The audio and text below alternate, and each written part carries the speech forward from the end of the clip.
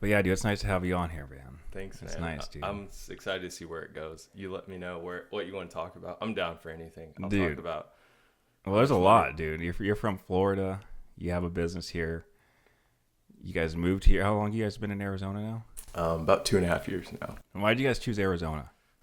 Well, Katie's mom was sick. This is a long story, but I'll try to sum it up. You can do however long you want. Katie's mom was kind of got sick a few years ago, and it was kind of top of mind for her. Mm-hmm. And at the time, we were traveling in an RV, living full time in an RV, just traveling through the states, working as retail merchandisers. Mm-hmm. So basically remodeling stores in the middle of the night when everybody's gone. Oh, nice. It was a super chill job just because we were kind of leads in that position, Mm-hmm. and it allowed us to basically travel the country and then kind of just get that experience while not having to worry about money. Mm-hmm. Just kind of working at night, and then we got to hang out during the day, bike, hike, Yeah. do whatever. So it was kind of a cool gig during COVID where we just were like, let's try this. Yeah. And I actually pivoted from a business in Florida that I'd been working on for Mm-hmm. a few years. So it wasn't planned. Mm-hmm. I'd say during COVID we just kind of were like, okay, let's do something different, let's do something fun. Mm-hmm. And I just ended up buying an RV and buying a truck. Nice. And just buying some mountain bikes and traveling from Florida and just through the states, South Carolina, and Texas, Mm-hmm. a bunch of cool places. But yeah, just try to wrap it up, get back to, Oh, you're good, dude. You're get good. back to why we That's cool, dude. how we ended up here. It's just Katie's mom wasn't doing well, and Mm-hmm. we ended up driving the RV up here, and just so she could spend more time with her. Mm-hmm. And I was like, wasn't doing the merchandising anymore, Mm-hmm. and I was journaling a lot, and just kind of studying really. Mm-hmm. And I was like, man, I really want to get back to business. Like, I didn't think I never found any success as like an entrepreneur. Mm-hmm. It was just always something I loved doing. But man, I was like, we got here and then she got sick, and I was like, dude, this sucks. But like, Yeah. I didn't want to waste any more time. So I just started the business, no money, maxed out my credit cards. You gotta do what you gotta do. Just went all in, and I was Yeah. like, whatever happens, fully committed. ask friends and family for money, Yeah. just so I could start. And Yeah, just man. like had no other plan past like, just like I got to start, and I got to just start working on this. And here Mm-hmm. we are, a couple years later. Yeah, 2.5 I feel like, years. yeah, I feel like I'm in a better position, but still, it's tough, just Mm-hmm. business in general. Especially here in Arizona, dude. What do you mean? Arizona, I mean, I feel like it's a tough, depending on what kind of business you're in. Just so many people are moving here, and I feel like the competition is just getting bigger, and the community's so old. Over here in this area is super old, where we're at, and then where you're at as well, where you guys are currently staying, is a lot of older people. So I think starting a business on this side of town is pretty hard, and difficult to get the ground running, get off the ground running, whatever. Monica, she started a business. She's doing good. This is our slower time as well, but I think it's just harder to start stuff over here. It's so boring. So I mean, I might just because I'm from here, but I just think Arizona's so boring and so slow, dude. Everything is, especially right in summertime, it's hibernation time for us. Yeah. Like, you don't go outside. It's too hot. I mean, it's only barely hitting 100, and next month's gonna hit 113, 114. And it's just gonna keep getting hotter and hotter. So it's hibernation time. So you can't really do much as far as wanting to do like real business like things unless you're indoors. And it just sucks. Yeah, the summers are brutal here. This is my second summer, so Yeah. I'm still like, dude, it's nothing compared to Florida. It Florida really? Summer, yeah. This place is like it's dangerous hot. Like you start like getting worried about like, oh my God, like I'm like so dehydrated. I think you're saying Florida was worse than here. Florida's not worse. Arizona's worse. Yeah, dude, it's a dry heat, and it's 113 is not really that bad. I think we've gone to like 119, 120 since I've been alive. Oh my God. Oh yeah, but it's hot, dude. It's not a fun place to live. So when you guys were traveling, where'd you said you started in South Carolina? Yeah, I kind of went blank there for a second. It was like South Carolina was our first stop. It was pretty close to Florida, and then kind of worked our way up.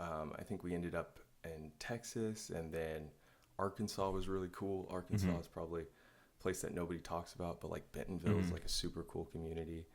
and like just places like, you know, you don't expect to like be like pretty cool and like pretty cool communities and people there. So you just like see a bunch of stuff and you're like, man, like the world is so big, you know, like there's you know, like there's so many opportunities like all around the world. Just like every place has its, you know, has its goods. Yeah. Did you guys ever think about starting like a YouTube channel for like traveling people? Or We did, yeah. Yeah, the content was atrocious. I mean, you got to start somewhere though. But people It's on YouTube. Yeah, that's good. Bikes around Florida. Bikes around Florida. Yeah, but it's horrible content. Oh, why don't you guys just keep when you guys are traveling? Because they have like, because we want a van life. We got into the van life world, especially during 2020 during COVID. We are on YouTube a lot. Yeah, and we want to get a van and live in a van and travel in a van. So that's why I was curious on your experience. Frick, that's like my heart like kind of sinks when you say that. Why? Because you have such a nice place here, and it's like a big trade. Mm-hmm. Like you have to just be willing to like sell all your stuff and like just have a wallet and a phone and a backpack full of clothes, and then just be like totally okay. Was it it's hard? Weird. Is it? Yeah, but it's a trade. It takes time, dude. Like it's like the first 6 months, you're like everything's going wrong. Like everything, you know, it's so new.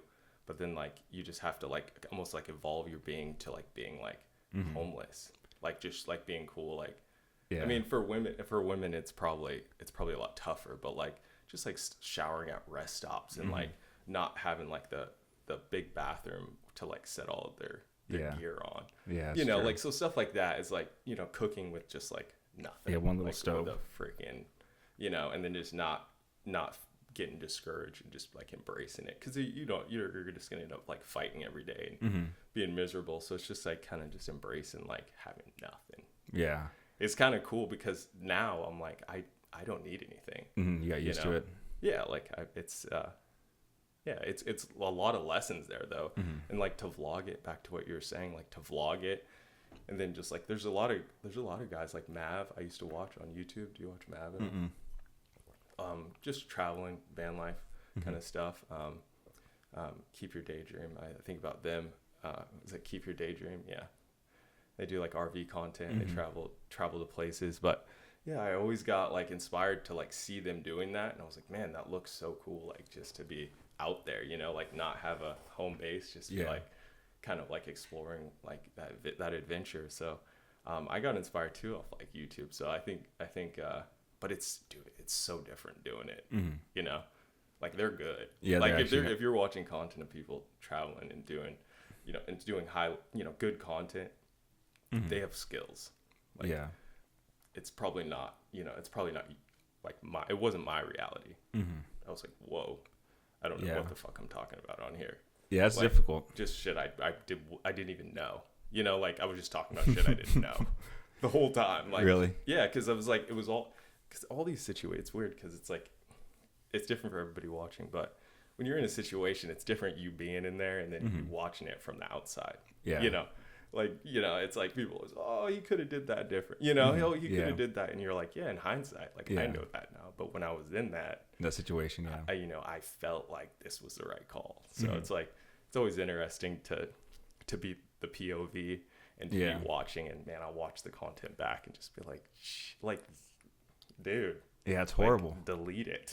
Like it's like nobody's seeing this. Dude, I mean, I have because Monica and I used to do YouTube. We used to do content before COVID. Then once COVID happened, we kind of stopped. But yeah, it's cringe fucking videos, dude. We did some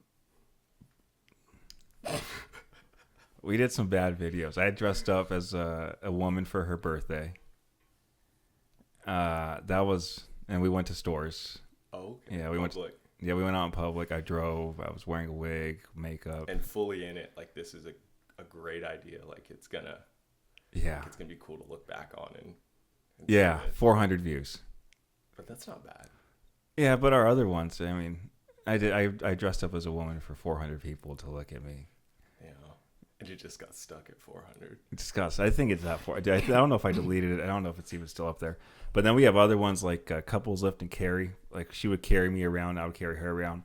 That was weird. We did a balloon pop. The balloon pop one was fun. We just run into each other with balloons. I blasted her. Yeah. That one was like the only fun. We just did a lot of like random kid shit. But because you thought it would do well. Well, it was trending, but then I realized it was trending in other countries.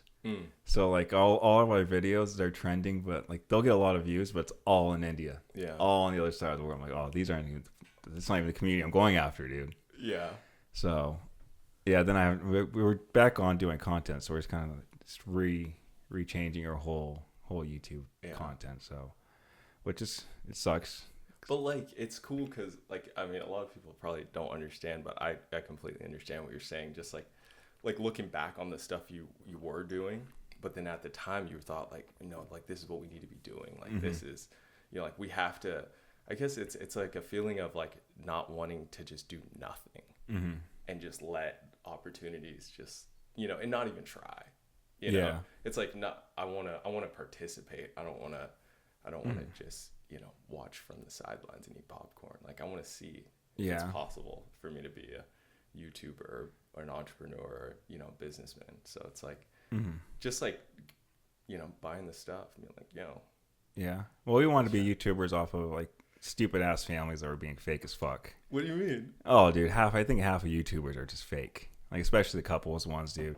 Like there's this, have you seen the Ace family? Mm-hmm. Yeah, dude, that's who we were watching a lot back in the day. And they just had a bunch, their editor would fuck up their videos and put them arguing in there. I'm like, oh, these lying motherfuckers. These lying motherfuckers. Like it wasn't actually like that. Yeah. Of course, though. And then that's how like we kind of end up being like, I was super fake. I didn't cuss, and I cuss all the time. I like cussing. We get high as fuck beforehand, but then act like we don't smoke. Yeah. But then we do a lot of drugs. And then I think everybody does that. I know, but then when you're watching it, you're like, then I'm watching my videos. I'm like, dude, that's not even how I really am. All these people are getting a false sense of me. The not cussing thing, I relate to that because I was trying not to in every video. Like, it honestly feels weird. Like when you're like especially using like dropping the F's in the mother F's, and then it's like weird to look back on and see you doing that versus like just real life. You're like, yeah, I say that all the time, but like to have that documented of you just being like without any context of like why you're saying it. It's hard to like see like. Oh, I'd rather have me cussing than not cussing. Me too, but it's like a weird thing where on camera you feel like I shouldn't, like, cause it's gonna make me look fucking stupid. Well, I think we're trying to target it at the wrong audience because all the other YouTubers we're watching, we just weren't cussing. But I don't care if people cuss on their content. Yeah. Like Gary Vee. Yeah. I'm like, imagine commenting like, Gary, like, please stop saying the F word. Like, like Gary's like it's totally him. Like that's always cool. It's like I don't like. Like it just have it be you, Yeah, be authentic. But like I just doing the same thing, just like changing up like when the camera turns on. But I'm like, man, maybe I just don't have it. Like maybe it's more practice for me. Yeah, I think it takes a lot of practice. I mean, just talking to people. I've been talking to people. I've been in sales since I was 18, so I've been having to talk to people my whole life essentially. And then all the jobs I had in between there was all customer service based. So. Same. Like face to face. So I think I just I try to pick from that. So it's all in person sales. So I do door to door sales. So it's all in person. It's gnarly. Yeah. Have you ever done door to door? I have. I used to sell vacuums. Oh wow, dude. But like back in maybe 2008, 9, when it was like technology wasn't that crazy, so I was selling like vacuums that did a pretty good job. So it was pretty easy. Like just like they got the leads, and you just kind of okay. Just wanted to check, show you, your vacuums, what we got, and I'll do a little demonstration. I'll be out of your hair in 5 minutes. So most of them were like pretty cool, Yeah. It's like I always say, like, dang, like, dude, that takes balls, when I hear from other people. But when you're doing it, it's like you're just talking to people. Like as long as you're not, as long as you're like aware of like what they need from you, and you're not like just like stuck in like, oh, say the script. If you just like focus on like their vibe and like how you think, what kind of person you think they need from you, like in that moment, and not just be like, I'm gonna do the script regardless. Just like kind of just go off like kind of their energy and like what will work for you think that kind of person. But yeah, it's cool. Like door to door sales is like, it's tough, but it was like, thinking back on it, I'm like, oh, it was like nothing. Like it was like when it works because it's just people. Yeah, it's like it doesn't. Most people like you don't have to convince them to buy, really. It's like Either like you just kind of suggest it and they're like, yeah, like that's what I was thinking too. It's not really like a force thing, you know, which is people like think sales is like so like forcey. You're just like, no, like we just let you know like some better alternatives. Yeah. Sales is all about change, like just changing what they're doing now to what could be better in life, what they could be doing better. That's crazy, dude. Door to door in 2000. How old are you? In vacuums, I'm 33. Oh, you're only 3 years older than me. So 2008. You're doing it in 2008? Yeah, it was like maybe right out of high school. No, I graduated high school in 2010. So was it before high school or after high school? It was after high school. It might have been like 2010, 11. Okay. I was going to say, damn. Maybe dude. not 8. Probably like 10 or 11 because that's when I graduated. And I know I was doing it when it was like kind of one of my first jobs. But I might have been doing it like in the summer of like when I graduated, you know. But I only lasted for like maybe 6 months. Like it wasn't even the job either. It was just mainly like the people, like the people I was working with. Because like the job was cool, but it's like when you have like people that you don't really fuck with, like that you see every day, you're just like, man, I don't like this. Were they Mormons? No, they were just dick sales guys that just were like, let's get some numbers. Oh, and yeah. you're like, yeah, dude, I'm poor too. Like, what do you, like, I want to get sales too. Like, they think like, you know, like they're gonna like push and like we got to do better than you did last week. It's like, dude, it's tough. Let me be consistent first. Yeah. But you could tell like they don't like care that you're there. They just want like they get money off you. Yeah. They want to put some numbers, but it's cool working with a group of people that actually, you know, you want to spend time with every day and you want to grow with, and not people that you're just like, I don't think it's gonna. I don't think we're going in the same direction, you know, as far as like a relationship. Yeah, dude, the door-to-door space is filled with Mormons now. It's filled. Tell me more. Dude, every sales team, there's a few sales teams I haven't joined in the door-to-door space that aren't Mormons. But if you think they're the most successful at the job, by the way. Why? Mormons are the most successful at door-to-door. They are prepped and trained from birth, essentially, how to door-to-knock. They get sent all over the world, knock doors, get shit on by people from all over different countries, and then they come back here with all these skill set right out of high school. And they don't have anything to do, and the only thing that they've been trained to do is knocking doors and getting shit on by people that they don't even know. They're speaking a different language. But I think they're a different breed, though. Like, I think, like, they're built different. The Mormons? Yeah. Dude, they're nice. They're the nicest people. They donate the most to the church. Like, out of all the other religions, they donate the most. I think they're like 40% or 50% of them donate. Wow. And Christians are like at 3 or 4%. And I think they're by far the most successful in door-to-door space. Most of the top people are Mormons. It doesn't surprise me, though. No, dude. Like, you just know they don't give a fuck. They don't, dude. Like, it's just, like, it's so obvious to me. Like, they don't give a fuck. No. Which, I mean, dude, it's just more volume for them. Yeah. You know, so. And they're good. They're good people. Like, people. Like, they're good with people. Because they had to literally sell a whole new religion to some random person in a different country, speaking a different language that they don't know. They got rules, too. Yeah. No coffee. They no follow caffeine. the rules? No. Dude, I used to go to school with Mormons. Yeah. Dude, they didn't follow the rules. They did not follow the rules. They were they were either super good or super bad. Yeah. I tried to follow the rules. My parents were super religious, like Christian. And I tried to follow the rules until I was like 10, 11, dude. But as soon as I got to like middle school and like kids were mean and you know, you start realizing, oh shit, it's like dog eat dog, you know, like you got to have like a kind of an exterior, you know, in the public. So I was super into it at the time. And then I just kind of developed like kind of that wall where I was like, okay, I'll keep that private, but I won't be like praying in front of people, you know, I won't be like out doing it. But shout out to the people that do. Shout out to people that do, that just don't care about what anybody else thinks. Yeah, I mean, those are Muslims too. Muslims will do it whenever they have their 5 times a day they have to do, and they'll drop down and do it right in front of you. And they will too. Yeah, Katie used to work with a lady that owned a indoor trampoline arena, and they're savage at business too. And she wouldn't she would pray every day and wouldn't miss a time. It was like scheduled into her day. thing, like just not willing to compromise. Yeah, it's all, they have a lot of discipline. They do a whole month of not eating during the day. It's all, I think it's a lot of discipline, because even the Mormons, they have a lot of discipline. I don't think as the whole Christian community, I'm Christian, so it's like saying this, but I think it lacks a lot of discipline in what the word says. They read the word, they hear it, but they don't apply it. And a lot of the other people, all the other you're gonna religions, make someone mad. They're gonna be. Yeah, if they see this, dude. Again, I'm at 0 subscribers. Everybody thinks it's not them though. That's like, it's like, dude, we're all like all talk basically. Yeah, hardcore. Like we really are. And I'm speaking for myself. Like I'm just trying to be more conscious and kind of lead with the action. Yeah, that's how you have to do, is lead by. But the Bible's good, dude. Like dude. I don't have any like animosity against any religion. You know, it's all good shit.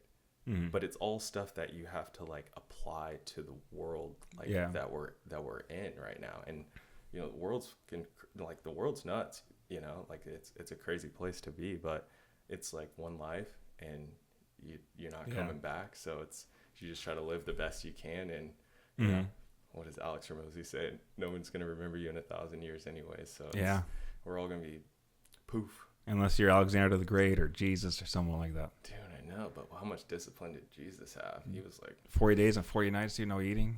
If he was vlogging, dude, he'd be the shit, dude. He'd be the shit. One second, dude. Yeah, we bought that. Monica and I bought that together 6 years ago when I had my medical card.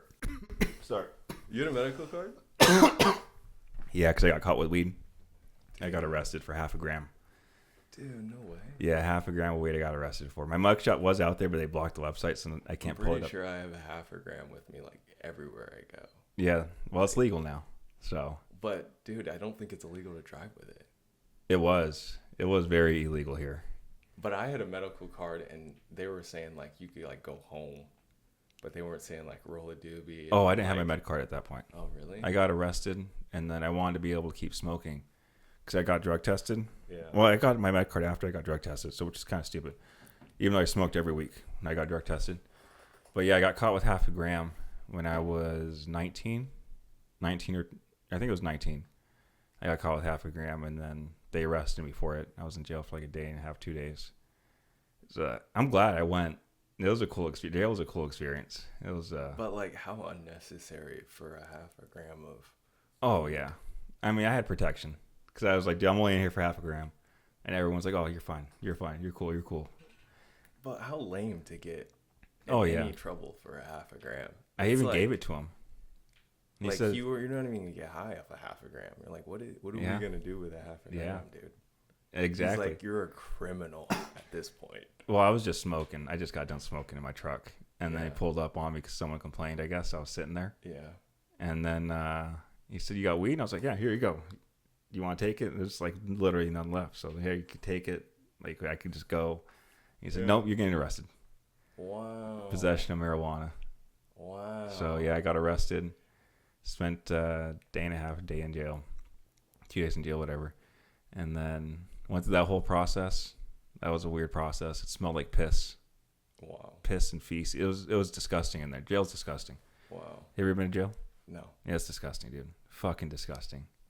Dude, but like the fact that like you had to go through that is like kind of it's like kind of a cool story, because in like 20 years it's gonna be like a joke. Oh, it's a joke now. It's a joke now. I think it's a fucking joke now, but dude. It's like so funny. Like I just want to be that cop and be like put myself in his shoes. Like I'm like, dude, like it's so crazy to me. I'm like, dang, that's what we're worried about. Yeah, dude, it cost me like $3,000 for that ticket, because I had to pay for every urine test. I had to pay, which is every week, and then I had to pay like $1,200 to join that group, and then I had my ticket to pay. So what'd you learn from it? What I learned from my drug test. What'd you learn from the whole experience? What drugs I could get away with, and what drugs I can't get away with on a drug test. But like the jail, make it easier to just get out of it, because $3,000 is like kind of a lot of money. Oh no, the $3,000 I had to pay. The $3,000 was so I could get it off my record. Yeah. And then do like 6 months of drug testing. Yeah. It wasn't worth it. I mean, I wish I didn't have to do it. That's like so annoying though. Like I'm getting annoyed thinking about you having to do all that stuff. Yeah, I had to have some dude just look at my junk. Really? Yeah, every day, or every week, look at my junk. Just watch me piss. So you've been through some stuff. I mean, it's just very mediocre stuff, but no, dude, I've been violated. Yeah, with a dude just staring at my dick, I guess. Yeah. I don't think I would care. Like now, like talking about it, like I don't think I would. It just seems silly to me. You have to make sure everything is exposed. Like your pants have to be down. But you're cool now, though. You're like, no shame, no game. Yeah, dude. Yeah. But that was a cool experience because I even smoked every week. So my cousin told me, see how quick I could get out of my system, because he got drug tested too. He said, yeah, just smoke as much as you can all the way up until your first drug test, and then see how quick you get clean. So I smoked my ass off every single day, all day. Did dabs right before going in. And then I called in like a month or two later. I was like, how quick did I get clean? And they said, yeah, you're clean the next week. So I just started smoking. I started doing it. And you haven't stopped. Oh, yeah. But I did way more drugs. I think I did more drugs because I was put on the drug testing that I wouldn't have done versus... You just rebelled. Well, yeah, because I did acid a lot. Really? Yeah, acid. They can't test for acid or shrooms unless they do a spine tap. Oh, yeah. I like shrooms. You want some? I mean, maybe. Yeah, I got a little bit. But yeah, they can't test for that, and then is out of your system in 3 days. No. So you don't... not anymore. No. I was gonna say that's what they say gets you in trouble. Back in my party days, allegedly, I did some. What do you mean party days? Like, how old are you? 18, 19? Yeah, I think I did it the first time. I went to Lake Havasu for spring break. I just don't know. It was my sophomore year, so I graduated 2015, so I was 19, 20. And then just did it sporadically whenever I partied. You were just trying to get chicks, though, when you were partying, though? Oh, yeah, everyone was, right? Yeah. Dude, I think that was, like, my only goal for, like, maybe 10 years of my life. Mm-hmm. Was just to pull chicks. Well, I mean, once your balls drop, that's your whole mindset is just, I need to fuck. But what if we were just focused on business, like, the whole time? Oh, yeah, our fucking little 8 brains aren't, all we care about is reproducing. Well, what a waste of time, though, man. Oh, I agree. It's 100% waste of time. I think just trying too hard. Yeah. Speaking from, I was just trying too hard. Oh, yeah. Just a little desperate. Well, very desperate, dude. Those times were desperate. Like, it was, desperate words were said, desperate things were said. Because what if nobody liked you? It's like, what if you couldn't pull? Like, what if it was you? Yeah. You know, you got a group of friends, and it's like, what if it's me, dude? You couldn't be the one with the problem. Like, yeah, I know. Be the one having a problem. Like, even like with your parents and stuff, you're like, dude, imagine like just not getting a girlfriend ever. Yeah. And then your parents are like, oh man, like that's on us. Like, what did we do? He can't pull. Yeah, well, we fucked him up. What if what if he doesn't like women? Are we gonna get grandkids? And then we're getting grandkids. Yeah, that'd be a tough conversation. So you just imagine. Dude, I gotta check this box. Yeah, I gotta check this box because they're gonna think Imagine if you're ugly too. Just out of the game. Which sucks, dude. That's just a hand you're played. I mean, that's why you have to be a comedian. Like you got good hair, dude. So you probably did good. You probably had really good hair in high school. This only came because of her. So you didn't have good hair in high school? I did, but dude, I have no style. Me either. My style comes from her. Yeah. If I look back at my old outfits, I used to be a bro growing up. So I was like a Mexican and a bro, but I listened to rap and country and a lot of other stuff. So my style was way off. I'd wear boot shoes. Like, you remember the boats? Like the DCs? I'd wear those, and they'd be like sandals because they'd be so big and they'd be flopping off me. I think I wore those too. I would always wear like skate shoes for sure. Mm-hmm. Random colors with random colors. They didn't match. I'd wear purples and greens together. But honestly, it was probably unique to you. I think the worst thing you can do is like wear the same thing everybody else is wearing. And think like you're any different. Like to me that's like kind of lame. It's like if we're all wearing the same.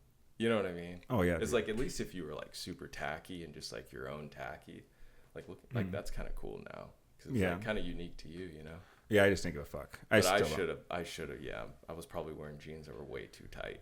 Yeah, you were wearing skinny jeans back in the day. Yeah. Yeah. I don't know what I was like, dude, those are girl jeans. They were in though, the super skinny jeans, and you used to have for jerk. Remember the jerking days? I was doing all that stuff. Oh, you see the jerk offs and filming it and jumping all over the place. Yeah, jumping all over dude, that was a wild time. And then we're looking at this generation, and we're like, they're crazy. But then we were fucking. I think they're a lot cooler than we are, though. Oh yeah.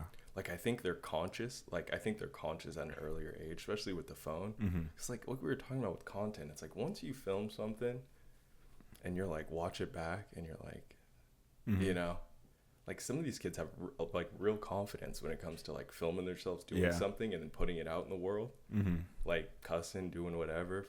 That like, dude, like the stuff you see on TikTok, you're like, dude, these kids kind of have balls. Like, I'm pussy.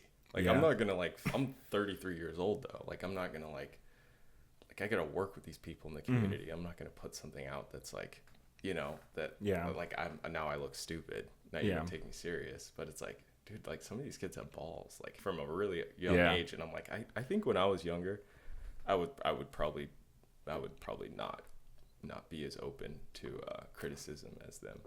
Yeah, well, I don't know. They grew up with social media. We didn't.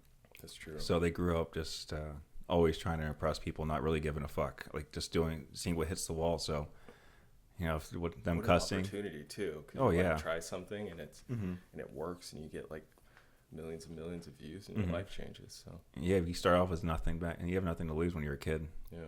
Yeah. But you know, you give and take. So now I don't see as many kids out doing like fun shit. We were doing a bunch of fun shit in the streets.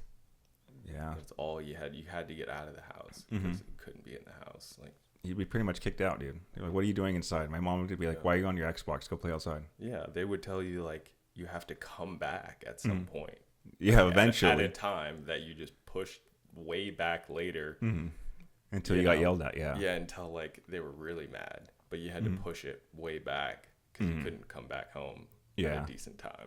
Yeah, dude. I grew up in the middle of nowhere, so like in the desert. Middle of nowhere. Where? And Surprise. So it's pretty far out in Surprise. Well, not anymore. Now there's a bunch of houses where I used to live. There's absolutely nothing. So we were there in like 2000. I say grow up. We were out there for like 4 or 5 years. That's a lie. I was out there my 5th grade. So 5th, 6th, 7th, 8th, 9th. So I was out there 6 years. Damn. So yeah, we had my mom and my stepdad they would come home super late because they get out like 6 o'clock and it'd take them an hour and a half to get home.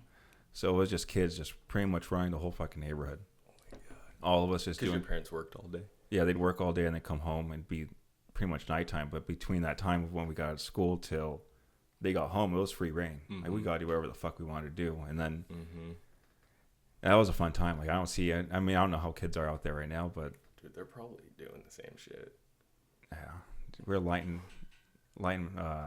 We get WD-40 and then find bugs and light the WD-40 on fire and watch them fly away on fire. What about with fireworks though? Oh, we do fireworks. Blowing shit up. They'd blow shit up. I wasn't allowed to. Like my stepdad would have a bunch of fireworks. He'd buy cakes and go crazy. I love that stuff. Now I can't stand it. I'm like, quiet, peace. Yeah, nice and peaceful. Peace and quiet. Yeah, that's why. Giving my dog anxiety. Oh yeah. Shit. One of my dogs cares. She's a little sissy. She cries whenever anything happens like that. But my bulldog, he doesn't give a fuck. Bulldog. Yeah, a bulldog. You'll see him right now. He's a little injured right now. Because they fight a lot. They don't fight, but they play fight. And she'll give him a little cut, and then he'll scratch it off. Oh. So he has a little bit of boo-boos. But yeah, when I was living out there is what got me into motocross. And I started racing out there. What year is this? 5th, 6th grade is when I first started. Dang. Yeah, I raced. Me too. You so raced? Your first bike was like an XR80 or an XR100 or something? I had a PW80. You had a PW? Yeah, PW80 was like a hand me up for my stepbrother. So my stepbrother got a new bike and I learned on that thing.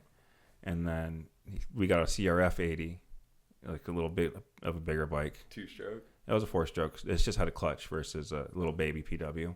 Okay. So it was like a normal like mini bike. And then we both got 85s and started racing. 2-strokes? Yeah. Dang. Yeah, dude. And then 125s, 250s. What was that like when you started racing? Because I was terrified. Were you? Like just driving to the track, I was like a mess. Really? But I don't think it was I don't think I was competitive in it. Like I don't think I wanted to like beat everybody. Mm-hmm. Like I just liked riding and, Yeah. jumping and like it was weird. Like now when I look back on it, but my dad was like, yeah, like my dad was stoked on it. He had so much fun. But tell me about your experience starting racing, because mine, dude, I have so much fear regarding the sport. I'm like, dude, I'm not like these dudes on TV that are just like willing to die out there on that dirt. Yeah, I didn't care. I didn't give a fuck. Like, I didn't care. I would just go for it all the time. Every jump I tried to hit. Like, there's a place called Speed World out here. They have a 100-foot jump every time I tried hitting it. It's a tabletop, but like I just didn't care. I was trying sending out on my bikes. Wow. And I just, I wasn't. You win? Oh, I barely won. I wasn't good. But like you were still trying to. I tried, dude. I was trying. I tried block passing people. I tried taking people out. I was trying. 17. What? What would you think you got? Like, there wasn't even 17 people in my class, dude. I would probably get. So on that, I won like 3 races. So I started getting good, and then I switched bikes, which my bike wasn't as good when I switched. But yeah, I'd probably average like 5th, 6th place, like probably mid pack. Mid pack C class. Yeah, mid pack and like the worst class, and just in all the wrong stuff. Yeah, with all the wrong people. Yeah, dude, Too far back.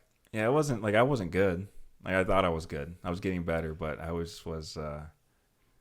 I just didn't give a. Like I just sent it. I tried taking people out like I was good, and I wasn't. But yeah, it was fun. I enjoyed racing. I wanted to fight more. My mom still wouldn't let me fight. Me too. What's up with that? Yeah, it was weird. She let me race. She let me do all this crazy stuff in the middle of the desert, but I couldn't fight. I should have. Mm-hmm. Like my dad should have like made me, because I felt like I don't know. I felt like I had like a little something in that, like the physicality. I don't know if it's like, you know how the next generation's always like bigger, better, and stronger. Like you see it in the NBA where it's like, like they were good 20 years ago, but like, like LeBron being like just like big, strong, and like with the technology, you're like, dude, you're not really beating LeBron 20 years ago, like with all the technology and data he has on, like how he's able to perform. So you're like, it's interesting, like how like fighting the same way, like UFC 1. It's like whoever that dude was, like, dude, somebody a lot, less skilled these days can just destroy that guy because he got film, you got performance. Oh yeah, you got drugs. Yeah, drugs. You got Austrian. Yeah, Austrian. Yeah. Over here, Ryan Garcia. Yeah, you kind of look like Ryan Garcia. You kind of have that. Oh, thank you. Are you guys Spanish? Are you Spanish? Yeah. So you guys. He's Spanish, right? I think so. Yeah, he's a Spanish. Spanish thing going. Yeah, a little. He plays that character really well. Like it's like I think it's so good. Like he's so skilled that people are just like he gets that love hate like really strong, which is honestly where you want to be. I'm like such a pussy. I want everybody to like me, but it's like if you can just have a bunch of people like you and a bunch of people hate you, that's probably where you want to be. I think Grant Cardone said that. Like you have to be willing to just like have a lot of people like you and a lot of people hate you, and not try to like please everyone. The middle ground. And that's nobody. Yeah. Because you either like a guy because he's just like him, or you don't because he's fake, and you can tell. Yeah, that's true. Yeah, dude, fighting. Yeah, I want to fight. But you ever get any fights? Did I get any fights? No, no one would fight me. Yeah. No one would ever fight me. I was so confident because my cousins told me growing up, if I ever got in a fight, they would fuck me up after. So I knew I was going to get my ass beat by them, and then they would fuck up the other guy if I lost. You had an older brother? No, I'm the oldest. But my older cousins, they're like 4 and 5 years older than me. But they told me, like, if you lose, we'll go fuck them up. But you were always like scrambling with them and stuff, huh? Forceful. Like they forced me. Yeah, I wasn't willing. Yeah, they'd take my glasses off and make me fight. Dang. But I grew up from that, and I was like, dude, I don't give a fuck. If you guys fuck with me, they're gonna fuck you up. Just in my head. Yeah. I don't hate it. I don't hate the idea of like a good fist fight. I think it's kind of lame when like everybody wants to like shoot each other. Yeah, I think that's. And I'm like, we should just fight. Like that would be way easier, and then we could both go home. It'd be more fun. Yeah. You guys both learn something. And then you would know that I'm better than you at fighting. Yeah. And you shouldn't talk. Yeah. You shouldn't fight. Yeah. So it's like, I don't know, but people like want to like shoot people, and I'm like, that's kind of lame. Yeah. To like want to like see somebody not live anymore because you're like mad at them. It's like, I don't know. Yeah, they get too emotional. Yeah, guys are very emotional too, especially when they start drinking. Right. They start and they have the guns, dude. Yeah, that's why I stopped. But I was partying too, like back when you were, and just drinking, and I think that's like, especially when you're like especially what headspace you're in, you know, like you're just trying to get chicks, and it's like want to fight people all the time, and it's like, I don't think it's the right environment to like have anything good go, you know, like nothing's gonna bear fruit in that kind of environment. Yeah, I think you never want to do like jujitsu or something. Just I do it. Choked out. I do. You do? I go to the lab. Yeah. Do you really? Yeah, MMA lab. With Sean? Sean trains at he goes to Red Hawk Academy with Tim Welch, which is not too far from here either. But they still have his same class schedule as the lab does. Fun fact: my building's right behind Tim's. Oh, nice. I think I told you that though. So you're right. You're in the same complex. Are you across the street? Where I'm behind him. So like Plasma. So you're Napa, north. Tim, Yeah. And right behind them. So it's like the little community center, and then our building's like adjacent to Apollo Village. Oh, nice. So are you closer to the smoke shop? No, that's across the street. Oh, I might have said that wrong. You know this area so well. I'm not thinking of it as you are, but like not across the street, but literally like behind him, like in the alleyway. Oh, okay. Behind the building, and there's a community center. Yeah. I used to run. I used to run every day over there. Really? I used to live right down the street from there. Yeah, but it's like the Sun City entrance, kind of right there. If you just turn at that light, like turn right, and then another right, like a block down, then that's where I'm at every day. Oh, nice, dude. And then what do you guys sell out of there? Our main product now is just cardboard boxes. So that's kind of our main product is cardboard boxes, and we serve like businesses and residential and commercials. So nice, dude. People moving, businesses, shipping. So how do you get customers through that? We're getting leads right now just on like local marketplaces. Oh, so, cool, like, dude. Just 2 years in, so just kind of utilizing all the free marketplaces, Craigslist, OfferUp, Facebook, and we also are like implementing a referral program too. So we're reaching out to like realtors, which deal directly to, you know, kind of link to people moving, so they would be in contact with kind of our desired customer. So yeah, just using the referrals from like the real estate side and realtors. So cool, dude. Yeah. But not even focused on like marketing at all, which is interesting because a lot of people like its main focus is to get more eyeballs to convert more leads. But our kind of focus right now is just get our product catalog where it's like extensive, where we can like serve a lot of people, and then like just having the versatility of like the different products that the customers are looking for, as well as boxes and packaging materials. What got you into that kind of space? Oh man, so I used to sell on eBay. So that's when you said resell, and I was like, yeah, oh, that's interesting, because you say like I'm a reseller, and I feel like nowadays like a lot of people are resellers, but I'm like, that's kind of what business is anyways. It's just buying low and selling high. So it's like, it's kind of a weird, when you sell online, you're like, I'm a reseller. So I was selling on eBay, and I was like, I'm a reseller. Like, I just buy stuff, and people are like, oh, where do you buy stuff? And I was like, at the time, I really like going to garage sales and estate sales, and you just do that long enough, and you start understanding brands and like what brands do better online and what brands don't. So you just start learning all these different categories of like kitchenware, electronics, clothing, and so you just walk into an estate sale or something, and you kind of know from experience like what will sell and what won't.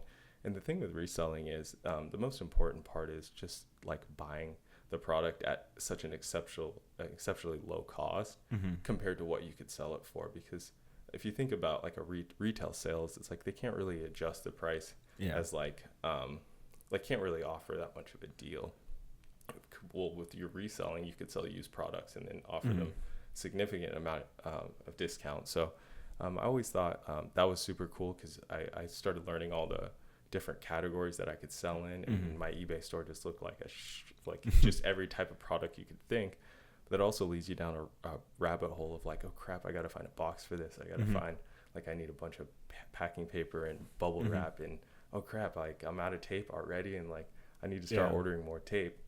And yeah, that part was super interesting, because the network I was in, they would just like recommend retail stores like Home Depot and U-Haul for like a lot of that stuff. And long story short, I was like realizing, there's a big gap in the market for that sort of thing. And obviously Walmart and Lowe's and Home Depot do a great job like with their selection, but also the biggest, baddest companies in the world, you know? So there was really nobody that was like kind of targeting a marketplace like that was a little bit lower than kind of the top of the food chain. So I feel like nobody was really touching that space really well. And if you go, like, those places are great, but you don't really get a discount for buying more. You'd probably be better off just buying online if you're trying to buy in bulk, like from Uline or something.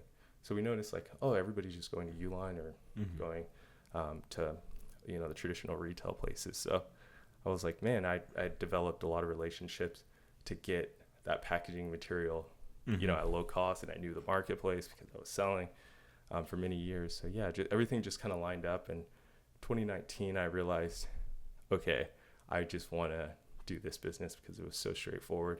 I knew the products were products that people actually wanted. I didn't have to try to convince people to buy a fucking MP3 player or just random goods that didn't really serve the marketplace. So I knew that boxes were an asset, not only to my business, but to other people that weren't just looking for, you know, one or two boxes, you know, at a retail store, that were looking for, like, you know, I need like 100 boxes, or I need like, you know, 50 boxes for a move, and I need 50 boxes, and I need this size because I have a fucking lamp that's, you know, 2 feet tall, and I have this, and I got to get this product in, get my frames and mirrors like safe, and I need packaging materials to protect everything. So just from years kind of solving my own problem, I realized you can solve other people's as well. Yeah, so I started selling boxes out of my warehouse in Florida for it was a warehouse for my e-commerce store. So basically just had a bunch of electronics and various goods in there, and started kind of focusing on boxes then. And it was always something I knew I wanted to do. I just couldn't figure out, like, okay, how do I even like start something like this? And started here with 1 or 2 sizes of boxes. Like literally just like, I knew I could get this size, and I knew I could get this size, you know, only a few hundred a month. So nothing like crazy. Now we're trying to get thousands a month. Yeah. But it didn't start like that. Just one or 2 sizes that I knew were good quality and that could provide, you know, value to somebody. So yeah, just started with those 2 products, and looking back, I'm like, Jesus, like, but it's like we were talking about with the podcast, like, you know, you're really just doing what you can with what you got. It's not like you have so many options. Like, like I'll just rent my own, you know, recording studio, and I'll have an editor just like do everything for me and clip. And it's like, dude, by the time you do that, like it's going to be very expensive. Yeah. You know, if you're doing that. So when you're doing everything yourself, you're just mainly focused on what you can do with what you got. So that's how we started. That's 1 or good, 2 dude. boxes, and now we have probably 15, 20 different sizes available with. Wow, nice. Like probably over 4,000 boxes in stock. So it's a lot of cardboard. Grown a little bit in 2 years. That's a big amount, dude. So would it be like the end goal be like a subscription model to those kind of like the resellers? Because I mean, you see the gap in there. So, or would it still be like 1 or 2 things, like 1 or 2 boxes, or? Not subscription model, just mainly meeting that business, like you're saying, mainly meeting that business at a local level, where, like I said, you could order a pallet from Uline, but they're not going to ship it to you for free. So there's additional charges that come with that, and kind of meeting the customer at that price to value point locally. That's been kind of one of our big competitive moats, is like, like if you price matched, like we would still win in every market, because they're not doing business the same way we are. They're doing business at like such a high scale that it's just It's just a lot different business model. Nice, dude. Yeah, I could see that being like you could do a lot with that. You have a lot of options at the, when you start growing and getting bigger. Because I do see that could be a subscription model to like bigger businesses as well. Like, hey, I always send out 10,000 boxes. I just need 10,000 boxes every single month. I don't want to go through. I don't want to reorder. Oh, I see what you mean by the subscription model. Yeah, we're for sure like a reorder model, I guess. Yeah, we're for sure doing that. It's just a little bit scary because, like I said, the focus is on that extensive product stock, and at this point, and it's like, can you guarantee somebody that wants 100 boxes a month? Yeah, but can you guarantee somebody that wants 500 boxes a month? No. So there's just a line kind of where there's a bottleneck really where how well we can serve a customer that's looking for a lot of volume. We mainly do our best work now with with people moving and small businesses shipping. That's for right now. But the opportunity is there for that reoccurring. I need this size every month. Can you just deliver it to me locally instead of me? Yeah, that's like the end goal, or like the next step, right? Is finding the getting yourself to that level. Yeah, dude, it's been a lot of fun. And it's difficult, dude. Business is not easy. Not at all. I go to zero every month, so it's like just pay all the bills, go to zero, do it again. Yeah. So, but I wouldn't have it any other way. Like getting a check every month for you just being fucking miserable is like not a good way to live because the time goes anyways. Yeah. It's like you're just going to waste time not doing what you want to do. So I'm like, everything you start and you really, really love doing it every day, you're just like, man, I wish I started a year ago, 2 years ago. Like I could be so much further away. So that's how I look at everything now. It's just mainly we're just up against time.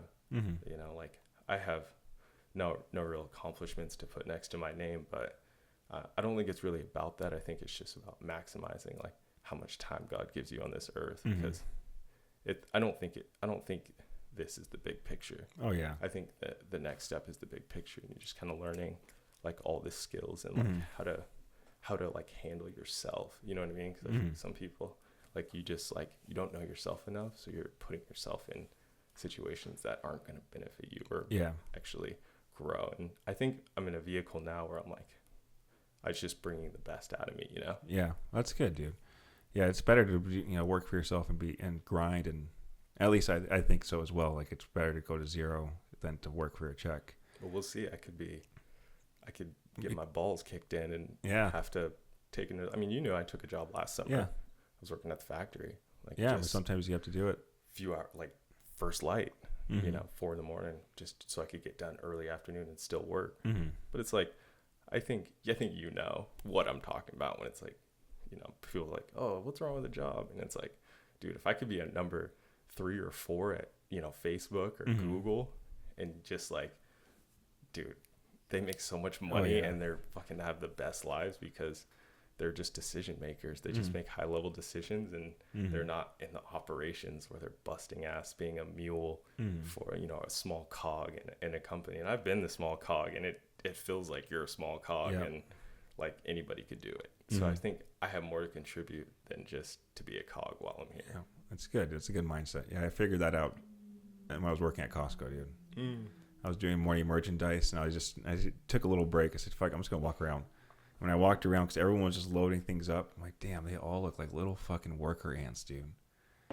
I'm like, can't even go take a shit if you want to. Yeah, I'm like, dude, go take a shit and come back in 20 minutes, and then they're going to be like, you can't do that. Yeah. I just couldn't. You're gonna say you got to tell all of us before you go do that. I mean, that's what school is, right? They train you to, hey, I got to go to the bathroom. Can I go to the bathroom? No way. Tell me more though about Costco. What'd you notice? Oh, that was one of the bigger. I mean, I took full advantage of Costco. Just dicking around. Yeah, dude, because they're so, once you get hired on, they're so nice to you. It's so hard to get fired, and I almost got fired.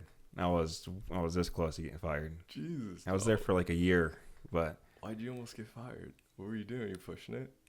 Well, I switched Costco because I was working at 2 a.m. to 7 a.m. Oh, shit. So I was just loading up everything, and then I switched Costco's to a different one once I was able to. And I figured out the rules, and then I figured out how to push them a little further back. So I would there was In-N-Out in the same Costco I worked at, and I would do carts. So I would always just leave and go eat and just chill it in and out and just keep my mic on. And whenever they called me, I just go walk back. It's fucked. And then I found out you could take up to an hour and 29-minute break for lunch and not get clocked. But motherfuckers are still taking hour and a half. Like, oh yeah, sit here and talk. Oh, dude, sure. Hour and 29 minutes. Can't do an hour and a half. Hour and a half gets you in trouble. Oh fuck. Hour and 29 minutes, dude. Hour and 29 minutes, you're fine. Wow. So I would go. That's not good. You know what I mean? Like, yeah. That's not good for your mentality. Oh, I know. Because you'll take that to the next thing, and it's like, dude, if you're not like maxing out every day and trying to like try as hard as you can in something, you're not going to see your potential like for a long time. Oh yeah, dude, that fucked me up. But I definitely took full advantage of it. I hear you. I went to my friend's house. He lived down the street. I go smoke with him on my hour and a half lunch breaks, and then I'd come back, and I was always late. And I was only late to work. I was never late to anything else. I just hated working there because I was like, so I mean nothing in this job. I am absolutely. I just knew I meant nothing. Dude. I was just a little worker ant. Yeah. So if I'm late, dude, that's not going to affect the operation. But you're getting the check. You're getting paid. So it's this weird thing. It's like, man, I'm on the other side of it now where I'm not getting paid for all the work I'm doing. And you won't catch me. Like, I could vlog myself all day, like comfortably, and you wouldn't catch me take a break. Like when I'm eating lunch, I'm like on my phone working, or I very seldom fuck around like with my time during the day.